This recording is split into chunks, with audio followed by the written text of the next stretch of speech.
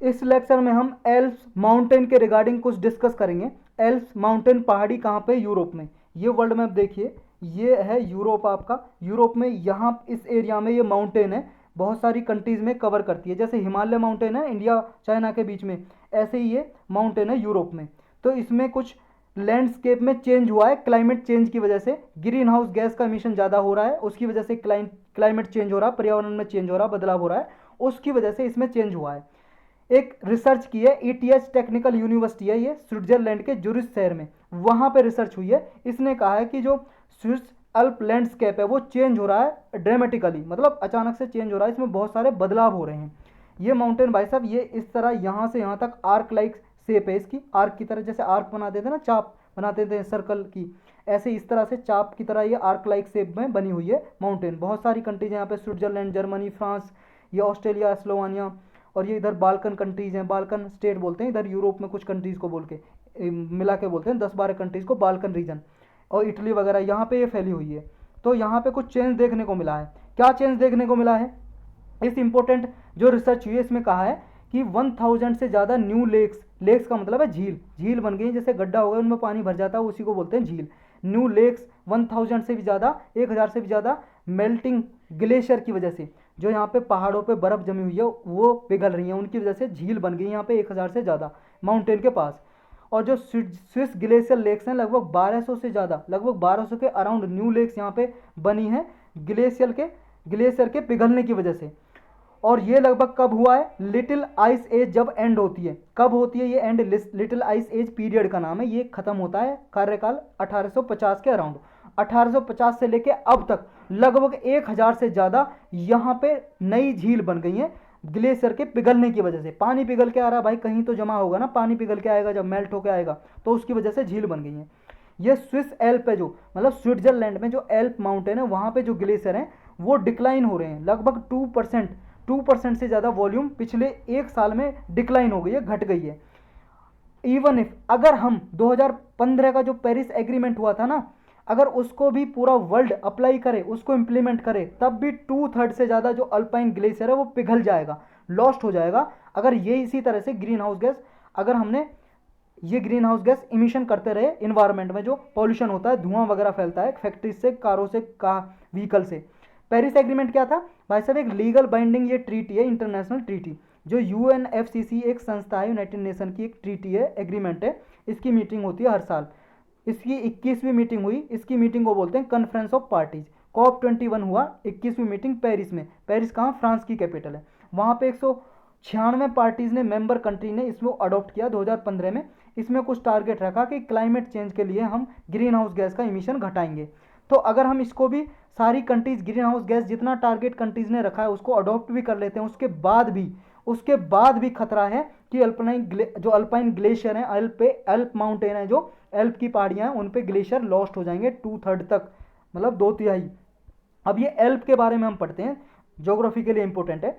एल्प देखो, ये एल्पाइन ओरोजनी से बनी थी, मतलब माउंटेन बिल्डिंग इवेंट से बनी थी। माउंटेन बिल्डिंग इवेंट्स मतलब माउंटेन टकराती हैं आपस में, जैसे प्लेट टकराती हैं, तब ये बनी है माउंटेन बिल्डिंग इवेंट से। लगभग 65 मिलियन ईयर्स एगो पहले, 65 मिलियन ईयर पहले ये बनी थी। और इस इरा को, इरा बोलते हैं एक पीरियड हो गए, एक काल, कुछ साल मिला के, तो उस साल को 65 मिलियन ईयर एगो पहले उस इरा को बोलते थे मेसोजोइक इरा।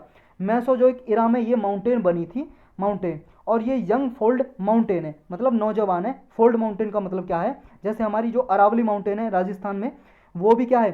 यंग, वो सबसे मतलब ओल्ड फोल्ड माउंटेन है, सबसे पुरानी ओल्ड फोल्ड माउंटेन है।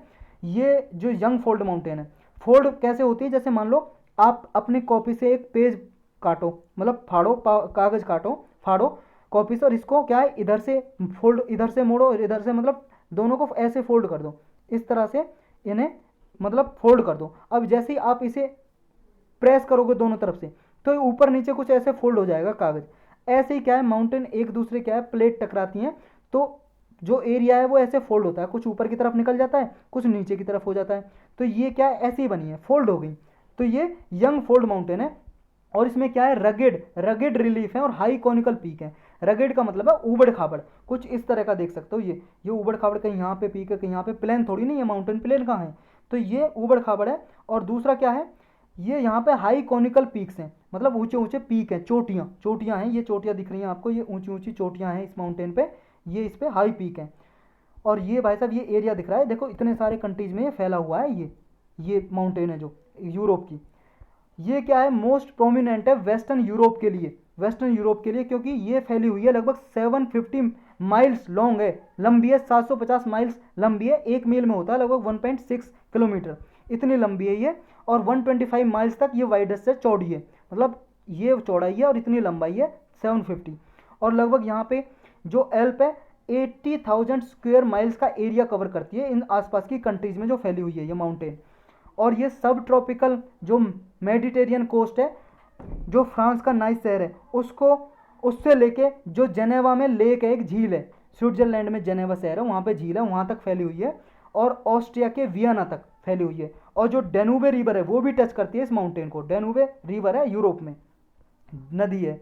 तो इसकी आर्क लाइक शेप की वजह से, जो इसकी आर्क लाइक शेप है जो हमने ऊपर देखी थी, आर्क की तरह है इसकी शेप, इसकी वजह से एल्प क्या है, जो मेरीन ईस्ट कोस्ट क्लाइमेट है, जो यूरोप का marine west coast, sorry marine west coast जो क्लाइमेट है उसको मेडिटेरियन एरिया से सेपरेट करती है। देखो ये है भाई साहब यूरोप, यूरोप का ये मेडिटेरियन रीजन है, इसके पास पास का जो क्लाइमेट है यहाँ पे वातावरण उसे बोलते हैं मेडिटेरियन क्लाइमेट। और यहाँ पे है ब्रिटेन टाइप का climate, marine west coast climate. तो ये बीच में है माउंटेन, तो इन दोनों को सेपरेट कर रही है नहीं कर रही, तो इनको सेपरेट करती है ये। नेक्स्ट क्या है इसमें, तो यहाँ पे मेडिटेरियन एरिया है, फ्रांस इटली और बाल्कन रीजन का। बाल्कन रीजन हमने देख लिया कहाँ पे, ये जो यूरोप के कुछ ये वाली कंट्री है, इनको 12 कंट्री हैं लगभग अराउंड यहाँ, इनको मिलाकर बोलते हैं बाल्कन रीजन या बाल्कन स्टेट्स बोलते हैं। तो ये कंट्रीज कौन कौन सी एरिया को कवर करती हैं, यहाँ पे कुछ कंट्रीज जैसे France, Italy, Switzerland, Germany, Austria, Slovenia, Croatia, Bosnia Herzegovina, Montenegro, Serbia और अल्बानिया, इन कंट्रीज में मतलब फैली हुई है ये। जो आपने ये वाला मैप देखो, इन कंट्रीज में कहीं आसपास यहाँ पे ये बहुत सारी कंट्रीज में फैली हुई है माउंटेन है जो ये। और लेकिन जो स्विट्जरलैंड और ऑस्ट्रिया, ये क्या ट्रू ट्रू अल्पाइन कंट्रीज है, क्योंकि सबसे ज़्यादा इनमें ही फैली हुई है ये। जैसे हिमालय सबसे ज़्यादा कहाँ पे भाई साहब, कहाँ पे सबसे ज़्यादा, इंडिया और किस में, नेपाल और किस में, भूटान में पूरा ही है, भूटान भी कवर है, और चाइना, जैसे मेन कंट्री ये है, समझ रहे हो। तो इसी तरह से क्या है, ये भी स्विट्जरलैंड और ऑस्ट्रिया में ज़्यादा कवर करती है। लेकिन इसमें कुछ इंपॉर्टेंट पीक्स हैं, पीक्स का मतलब चोटियाँ हैं, चोटियाँ जो हमने देखी थी ना, ये चोटियाँ, कुछ इंपॉर्टेंट पीक है। कौन कौन सी चोटी इंपॉर्टेंट है वो देख लेते हैं। एक है यहाँ पे माउंट ब्लैंक।